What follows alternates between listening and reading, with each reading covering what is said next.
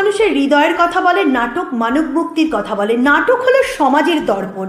নজরে বাংলা এবার নিয়ে এসেছে এক নতুন ধারাবাহিক, নজরে বাংলা নাট্যদূত।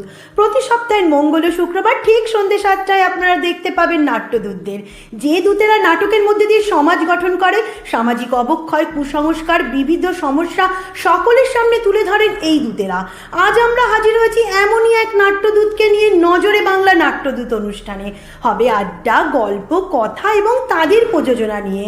দেখতে হলে আমাদের ইউটিউব চ্যানেল নজরে বাংলা সাবস্ক্রাইব করুন, বেল আইকনে চাপ দিন, কমেন্টস করে আপনাদের মতামত জানান, আর সঙ্গে ফলো করুন ফেসবুক পেজ, দেখুন ওয়েব পোর্টাল www.nojore-bangla.com।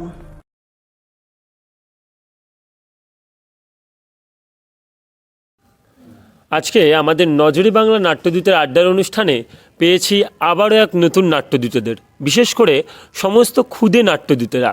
গোবরডাঙ্গা রঙ্গভূমির পরিচালক মধ্যে এই মুহূর্তে আছেন। দাদার সাথে আমরা পরিচয় করে নিই।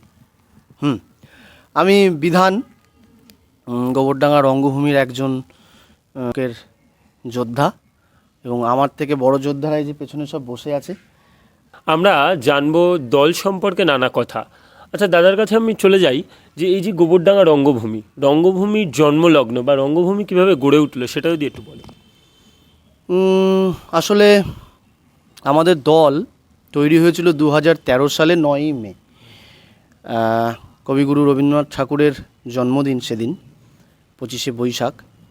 আমরা তাকে স্মরণ করে, আর রবি ঠাকুর যেহেতু আমাদের সারা পৃথিবীর প্রাণ, শুধু বাঙালিদের নয়, তো তাকে স্মরণ রেখেই আমরা আমাদের দল তৈরি করি। প্রচুর প্রোডাকশান হয়েছে, বিশেষ করে রঙ্গভূমির পরিচিতি কোন প্রোডাকশানের মধ্যে দিয়ে? আমরা 2013 সালেই একটি প্রোডাকশান তৈরি করেছিলাম, প্রযোজনা। সেটা বলা যেতে পারে পথনাটক নয়, অ্যাকচুয়ালি বিষয়টা হচ্ছে স্পেস বেসড, মানে আমরা যে কোনো জায়গায় করতে পারবো, বাড়ির ছাদ, বাড়ির উঠোন, পুকুর পাড়, খেলার মাঠ। সেটাকে মাথায় রেখেই আমরা একটা প্রযোজনা চেষ্টা করেছিলাম, নাম দিয়েছিলাম দেবী। সুনীল গঙ্গোপাধ্যায় আর কৃষ্ণা বসুর কবিতা নিয়ে নারীদের উপরে যেভাবে নির্যাতন, সেই সময়টা নির্যাতন শুরু থেকে একদম ইতিহাস থেকে চলছে এবং এখনও পর্যন্ত চলছে, কিন্তু তখন পেপার খুললেই আমাদের চোখের সামনে এটা পড়তো। সেটাকে মাথায় রেখেই আমরা নারী নির্যাতনের উপরে একটি নাটক তৈরি করি, দেবী। সেটা বললাম রঙ্গভূমি তাদের যে প্রথম নাটক, এই নাটকের মাধ্যমে তাদের যে পরিচিতিটা তারা তৈরি করেছে। আচ্ছা, আমি দাদার কাছে একটা অন্য বিষয় নিয়ে আসি। একটা জিনিস আমরা জানি যে তাদের হাত ধরেই প্রথম এই গোবরডাঙ্গায় রুপটপ থিয়েটারটা প্রথম চালু হয়েছে। তো তোমার এই একটা অসামান্য ভাবনাই আমরা বলতে পারি, এই ভাবনাটার দিকে তুমি কেন এগুলে? আসলে এটা আমাদের একটা গবেষণা বলা যেতে পারে এবং একটা স্বপ্ন আমাদের। কারণ আমরা যখন রুপটপ থিয়েটার শুরু করি 2017 সালে, 20 মার্চ, সম্ভবত 20 মার্চ।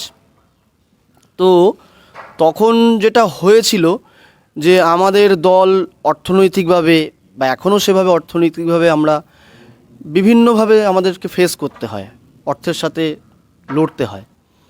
আর থিয়েটার করতে গেলে আমরা জানি যে আমাদের অনেক অর্থের প্রয়োজন। একটা প্রযোজনা উঠলে, একটা প্রোডাকশন উঠলে অনেকটা টাকা খরচা হয়।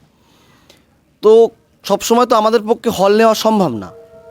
এবং আরও একটা মজাদার বিষয় যে আমরা কোনো সময় যখন হল নিতামও, ফেস্টিভ্যালের জন্য হোক বা প্রযোজনার ক্লোজ ডোর হবে, তখন আমার বাড়ির লোক, মানে আমার নিজের যে বাড়ির ফ্যামিলি, তারা কোনো সময় থিয়েটার দেখতে যেতে পারতো না।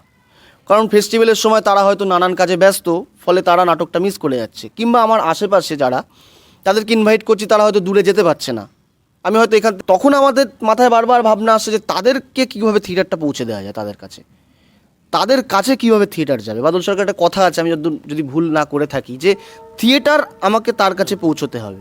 যদি থিয়েটারের কাছে মানে মানুষ না আসে, দর্শক না আসে, দর্শকের কাছে থিয়েটার যেতে হবে। এটা একটা অবশ্যই এটা আমাদের ভাবা উচিত যারা আমরা থিয়েটার করি। সেখান থেকে আমাদের যাবে কী রকমভাবে করা যেতে পারে। তো সেই জায়গা থেকে আমাদের রুপটপ থিয়েটারের একটা ভাবনা তৈরি হয় এবং অনেক বিভিন্ন স্টেট পারফর্ম করে গেছে। এনএসডির ন্যাশনাল স্কুল অফ ড্রামার কোলাবোরেশনে আসাম থেকে 2টো টিম এসে এখানে তারা পারফর্ম করেছে। বিভিন্ন রাজ্যের লোকে এসে পারফর্ম করেছেন, অনেক জেলা এসে পারফর্ম করেছেন। আমরা বছরে 2বার করে rooftop theatre rooftop theatre festival করার মানে চেষ্টা রাখি। তাহলে বলতে পারি আমরা যে গোবরডাঙ্গার যে একটা হতাশা আছে যে দর্শক নেই, সেই জায়গায় কিন্তু একটা দর্শক আনার বা দর্শককে এক জায়গায় করার বা থিয়েটারমুখী করার এটা একটা বড় পরিকল্পনা বা দর্শক নেই কেন এটা আগে আমাদেরকে বুঝতে হবে। কারণ আমরা কি দর্শকের সেই জায়গাটায় পৌঁছতে পারছি না? দর্শক আছে, দর্শক ঠিকই ছিল, আগেও ছিল, এখনও আছে, ভবিষ্যতেও থাকবে। কারণ এটা কম্পোজিট আর্ট আর এটা লাইভ আর্ট। লাইভ আর্ট কখনো মরবে না। যাত্রা, আমরা যদি আমাদের যাত্রা বলি, তা যখন মোবাইল থিয়েটারটা আসামে তৈরি হয়, যখন হয় সেখানে কাতারে কাতারে কাতারে কাতারে দর্শক যাচ্ছে। যখন যাত্রা ছিল আমাদের, তখন কাতারে কাতারে কাতারে কাতারে মানুষ যাত্রা দেখেছে। তাহলে থিয়েটারেও তাই হয়েছে। এখন ঘটনা হয়েছে, আমার একটা জিনিস মনে হয়েছে যে প্রসেনিয়াম থিয়েটার, যে আমি তো একটা জায়গায় বদ্ধ করে দিচ্ছি 500 জন দর্শক, তারপর আর বেশি আসতে পারবে না। তাহলে কোথাও গিয়ে আমি একটা লিমিট করে দিচ্ছি দর্শককে যে আপনি 500 জন বা আমি 40 জন দর্শক। তাহলে আমার মনে হচ্ছে আগে এই লিমিটেশনটা আমাদের ক্রস করা উচিত, একদম যে যদি 500 জনের জন্য হয় দর্শক, তাহলে 500 জনের জন্য থাকবে। আর আমার যখন লিমিটের বাইরে চলে যাবে, তখন আমাদের দর্শকের সেই জায়গায় পৌঁছতে হবে। কারণ জানি অনেক দর্শক হয়তো মনে মনে চাইছে যেতে, কিন্তু সেই 500 জনের থেকে 501 জন হয়ে যাচ্ছে, তখন সে হয়তো যেতে পারছে না, হল থেকে ফিরেও আসতে হচ্ছে। তো ফলে আমাদেরকে এমন কিছু ভাবতে হবে যেখানে দর্শক অবাধে আসতে পারে এমন না। এর পাশাপাশি কি এইরকম কোনো ব্যাপার দাঁড়াচ্ছে না যে প্রোডাকশনের মান? হ্যাঁ, অবশ্যই প্রোডাকশনের মান। এই 2014 সালে আমরা গোবরডাঙ্গা রঙ্গভূমি গোবরডাঙ্গার নাট্যচর্চা নিয়ে একটা সেমিনার আয়োজন করি, এবং সেটাও কিন্তু প্রথম গোবরডাঙ্গায়। আচ্ছা, মানে গোবরডাঙ্গার নাট্যচর্চা নিয়ে এর আগে কখনো সেমিনার হয়েছে বলে আমার জানা নেই। তো আমরা সেই দিন জানতে পারি যে গোবরডাঙ্গাতে প্রথম আর্য রঙ্গভূমি বলে একটি নাটকের দল ছিল। আচ্ছা, নাটকের দল, তখন তো প্রফেশনাল দল ছিল না, অ্যামেচার গ্রুপ, ক্লাবগুলো করতো। তখন থেকে আমাদের একটা মাথায় ভাবনা চিন্তা শুরু হলো যে এই যে গোবরডাঙ্গার আর্য রঙ্গভূমি প্রথম নাটকের দল এবং আমাদের দল 2013 সালে গোবরডাঙ্গা রঙ্গভূমি, তাহলে আমরা যদি সেই 1878 সাল থেকে 2013 সালের একটা লম্বা থিয়েটারের জার্নি যতটুকু আমাদের সাধ্যের মধ্যে আমরা তুলে ধরতে পারি, তো সেইটাকে নিয়ে আমরা 2014 সালে গোবরডাঙ্গার পরম্পরায় গোবরডাঙ্গার নাট্যচর্চা বলে একটা ছোট পুস্তক আমরা প্রকাশ করি। ছোট ছোট বাচ্চাদেরকে নিয়ে থিয়েটার করতে গেলে, বিশেষ করে তোমার গ্রুপে দেখছি একাধিক মেয়েরা রয়েছে, সেই জায়গা থেকে এখন প্রত্যেকটা দলের একটা বড় সমস্যা মেয়েদের অভাব। সেই জায়গা থেকে তুমি কি বলছো? মেয়েদের অভাব আমি বলবো এখনও রয়েছে।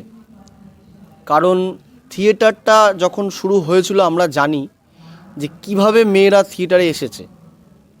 সেটা আমরা যারা থিয়েটারের পড়াশোনা করেছি বা থিয়েটার নিয়ে জানি যে কিভাবে মেয়েরা থিয়েটারে এসেছে। কিন্তু আমি বলবো যে আমাদের দল দিয়ে, যেহেতু তুমি বললে, সত্যি আমাদের দলে মেয়েদের সংখ্যাই বেশি। এটা জানি না কেন, হয়তো ওই একটা ভাইব্রেশন, যে আমাদের চাওয়া, যে আমাদের ভাবনা যে অনেক দলে মেয়েদের সমস্যা হয়, কিন্তু আমাদের দলে মেয়েদের সমস্যা হয়নি। কারণ আমরা এমন একটা জায়গা রাখার চেষ্টা করেছি যে আমরা উভয়ই একদের মতন ভাবি না। এখান থেকে আমাদের যেটা মনে হচ্ছে যে এরকম কোনো একটা ব্যাপার থেকেই যায়, যে আমরা দেখেছি একাধিক ক্ষেত্রে যে একটা বয়সের ডিফারেন্স বা এজ ডিফারেন্সটা, যেটা হচ্ছে ধরো ইয়াং জেনারেশন যারা রয়েছে তাদের কাছে বাচ্চারা বেশি এগোচ্ছে, বিশেষ করে পুরনো যারা আছে বা থিয়েটারের যারা হয়তো দিকপাল, কিন্তু তাদের কাছে বাচ্চারা কোনো একটা দিক থেকে, সেটা ভয়েই হোক বা যে কোনো কারণেই হোক। না, এইটা আমি বলতে পারি। আমি দীর্ঘদিন, মানে বহু বছর একটা বাচ্চাদের, ছোটদের সাথে, আসলে ছোট না, ওরা আমাদের থেকে অনেক বড়, হ্যাঁ, বহুদিন থেকে কাজ করার চেষ্টা করছি। যেমন এই মুহূর্তে আমার ফেলোশিপ চলছে 5টা জায়গায় ছোটদের সাথে। বিষয়টা যেটা ঘটেছে, সবার আগে ছোটদের সাথে বন্ধু হয়ে মিশতে হবে। এইটা আমরা কোথাও ডিস্টেন্স মনে হচ্ছে, এটা আমার একান্ত অনুভূতি, এটা কাউকে আমি জানি না। আমি যদি প্রথমেই আমার বাচ্চাটিকে ভাবি যে আমি একজন ডিরেক্টর বা সে একজন, তা নয়। কারণ ছোটরা সম্পূর্ণ আলাদা, ওদের জগৎটা আলাদা। এবার ওদের মতন করে যদি আমি তাদের সাথে মিশতে পারি, যদি ওদের কাছে পৌঁছতে পারি, সবার আগে ওরা আমাকে অ্যাকসেপ্ট করবে। এই জিনিস বাচ্চাদের নিয়ে শো করতে গেলে যে মজার যে ঘটনাগুলো ঘটে, এরকম যদি কিছু বলো।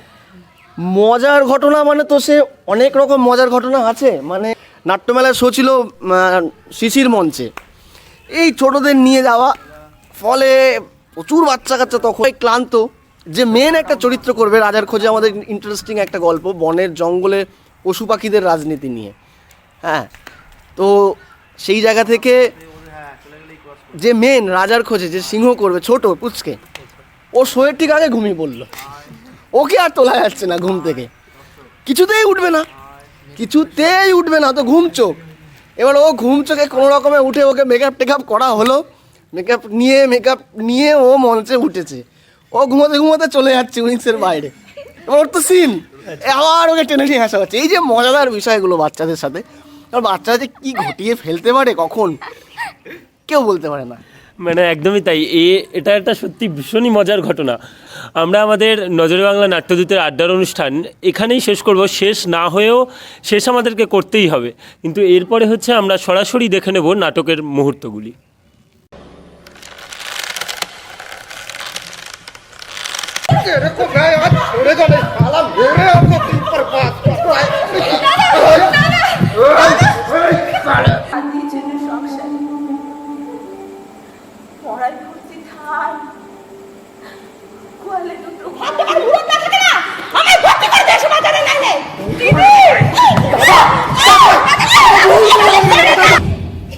ও কি তোকে